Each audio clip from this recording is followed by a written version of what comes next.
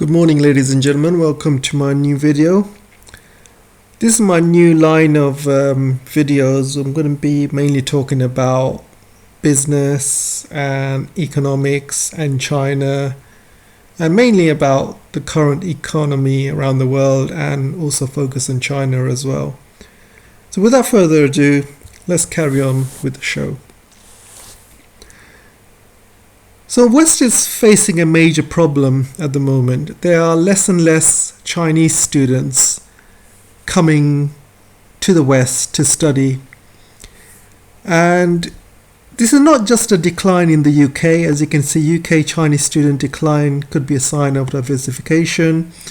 But it's also happening in the United States, Australia, Canada, mainly all around Europe, mainly around the West, basically. So this is bad news, actually. Bad news since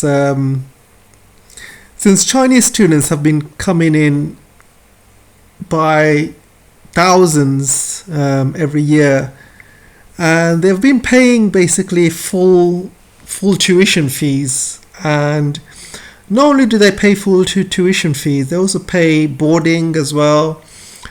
And universities in UK and United States have been making tons of money from Chinese students. But not only that, these Chinese students, they come to UK and they spend a lot of money in the UK. They buy designer outfits and other things. So they splash the cash, basically.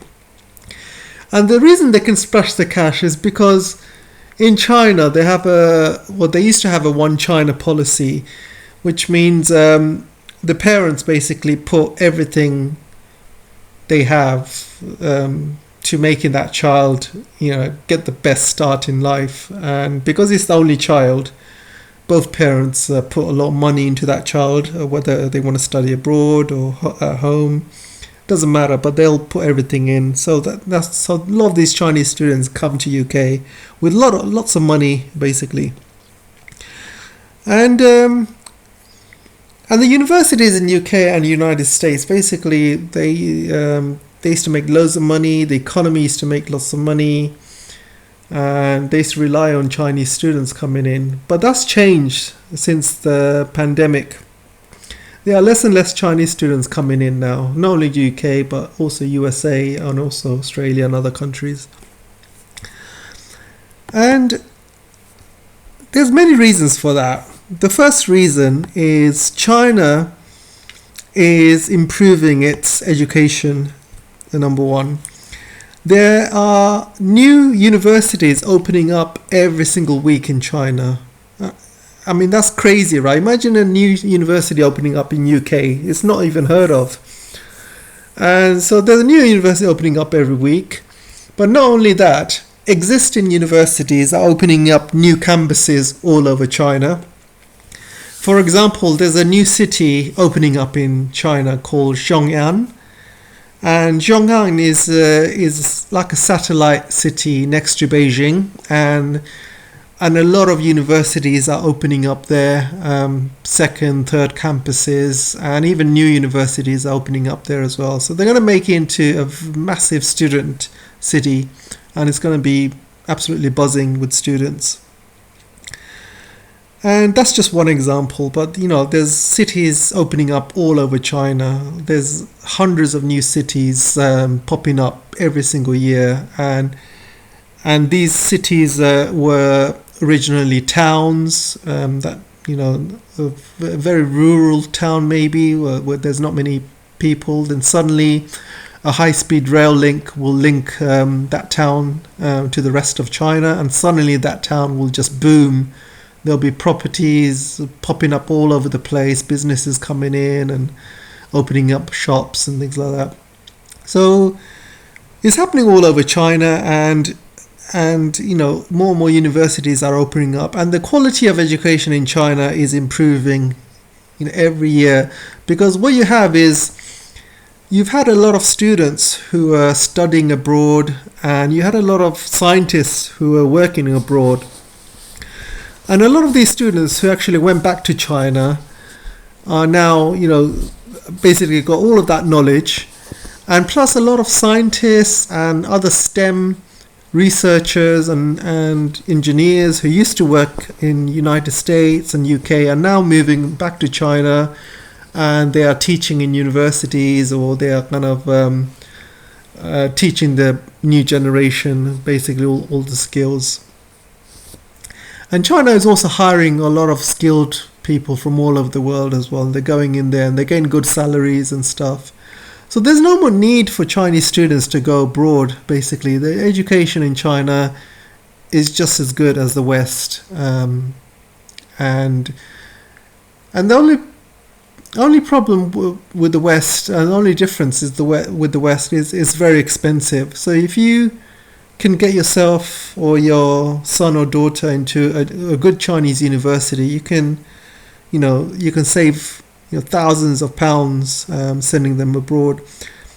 And there's another problem as well. Since Trump started this trade war, a lot of Chinese students used to get mugged or beaten up. There was a huge anti-Chinese sentiment all over the world, all Western world, United States, UK. And Chinese students would just get beaten up and more mugged, or, sometimes even worse, sometimes get killed. And one of my good friends in UK, actually, he got beaten up. And he was a Chinese student as well. And he got beaten up so badly, he got put into a coma. And unfortunately, he's still in the coma, unfortunately. So he's kind of, still there. But, this is happening all over the world. So Chinese parents are reluctant to send their kids abroad where they could face danger. So they rather prefer to kind of get them to study in China. And while in the past there was advantages if you were studying abroad, those advantages are now gone. I think Chinese companies prefer now to hire students that were studying in China as opposed to studying abroad.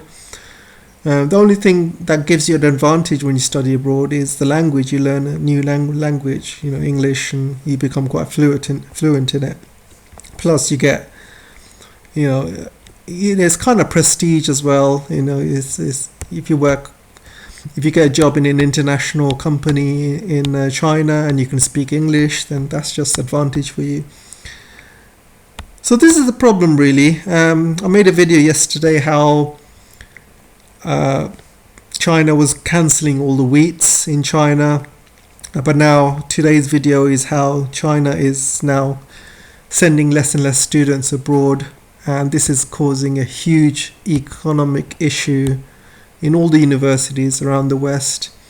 And these Western universities are not going to be able to survive if less and less Chinese students come in, because they're kind of the way they make money is through foreign students. They don't make much money from local students. Local students, they get loans and stuff, but a lot of them they get sponsored, or if you're from a poor family, you don't have to pay the fees, and they don't pay the fees that the international students pay. And the Chinese students pay probably 5-6 times more than what local students pay, plus for boarding as well. And so all of these universities, their income stream is basically based on Chinese students, and if the Chinese students are coming in less and less, these universities make less money. And if the universities make less money, they're going to have to let people go. They're going to have to cut costs somewhere. And it's not good for the economy of UK, of USA, or whichever country these Chinese students used to go to. So that's all for today. I'm going to keep this video short. Let me know what you guys think, and I'll see you in the next one. Take care.